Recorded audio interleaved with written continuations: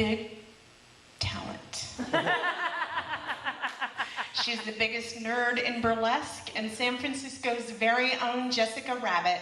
Say hi to Bunny Von Tail.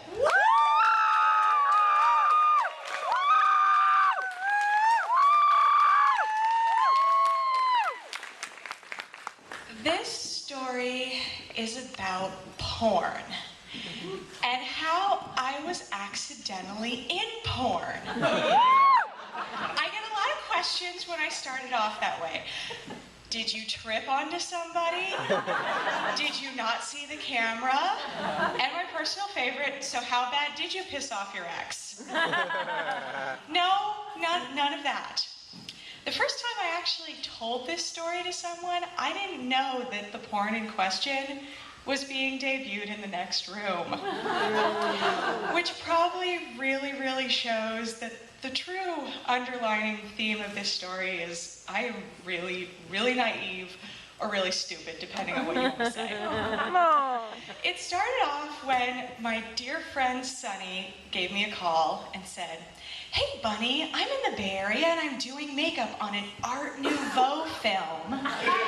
And we need people to play human candelabras." And I replied to her, "Sunny, are you gonna have me hanging from the ceiling with a candle up my ass?" To which she replied, "Well, it won't be up your ass." So I asked her for more details and she said, no, it's this Art Nouveau film and we're gonna paint you gold and you're gonna wear a mask and you're gonna hold candles in the background. And it pays $150 and send me this email and I showed them your picture and they think you're great. And I said, okay, that sounds cool. I have parking tickets to pay off. I could use $150. So my first clue that maybe Art Nouveau didn't mean what I thought it did was when I showed up to the armory. But being the person that I am, my brain just said to me, I bet they rent this place out for cheap. Just did not even dawn to me. Did not. The second clue that I should have gotten was I had to sign a waiver with kink.com. But I read it over and half of it's in legalese and most of it is that you're typical, if you fall down the stairs, you're not gonna sue us. If you break a nail, you're not gonna sue us. If aliens invade and the president punches you in the face, you're not gonna sue us. I know that we are the country of you can't say we didn't warn you. So I sign it and I go upstairs and I see my friend and I talk to her and my third clue, or what some people say what my third clue should have been, was when I met one of the actresses who happened to be Madison Young. At the time, I didn't know who she was, but I should have, because my bestest and dearest friend, Miss Avi Answers, who's in the audience tonight, she, at the time, was reviewing porn as part of her job. So I really should have known that. We get into the makeup room, all of us candelabra girls, and they start painting us gold, and they give us these pretty masks to wear, and people are telling me, oh, this gold paint looks nice with your red hair, and we're having a good time. We're just painting each other, and the gold paint is very thick, but it comes off really easily. So while we're hanging out, we're playing who makes the nicest gold butt print on the furniture. And they're giving us drinks, and we're walking around in big shoes, and the first scene that I have to do is we're standing there and there's people dressed really nicely, and we have to dramatically open the doors while the leads are let in. And I do this, and Miss Madison Young is handcuffed, and there's a blindfold on her eyes, and she's wearing underwear, but there's this sheer negligee over her, so her boobs are out. But it still doesn't scream porn to me. I'm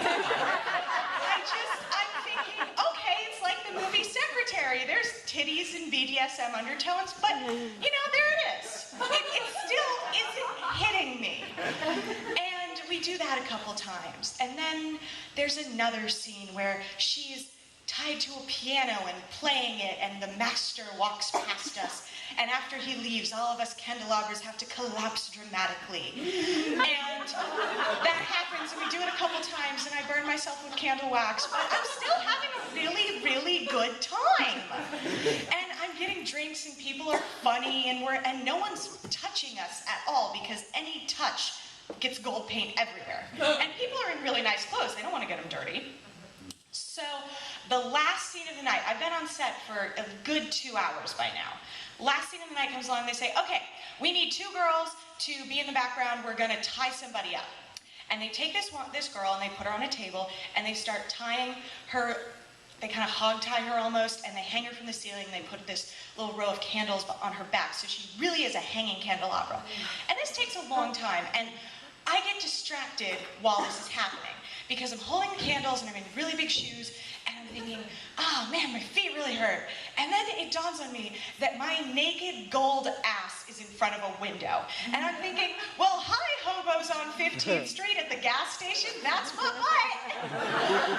And my attention gets turned away, and I realize maybe I should be paying attention to the scene because there is a camera going on. And I turn my head back, and I'm sure they must have captured on the film my face going, because my brain screams to me, oh, there are people engaging in intercourse on the coffee table. This must be a pornographic film.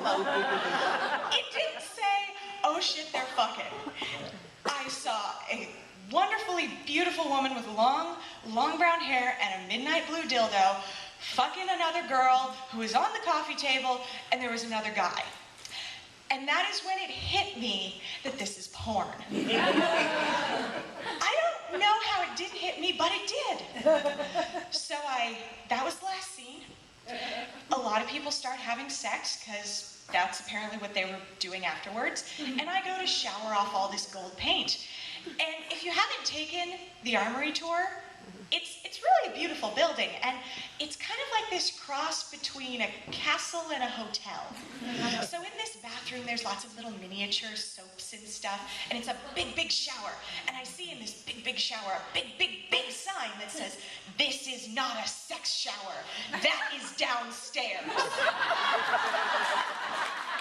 And I think, wonderful, now I know it's clean. And me and one of the girls were trying to scrub all this paint off, and I go to use the bathroom, and I see a big sign that says, "This is not an enema bathroom. That is around the corner."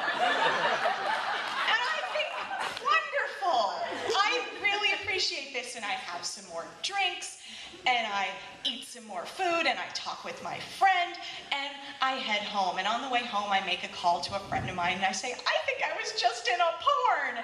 And he gets really pissed off, and that's probably leads to why we break up a lot later. But a few months later, at an audition for a burlesque show, I tell this story. I don't know how I got on the topic of telling this story, but the person I was auditioning with, his face just gets brighter and brighter as he hears more and more about my naivete.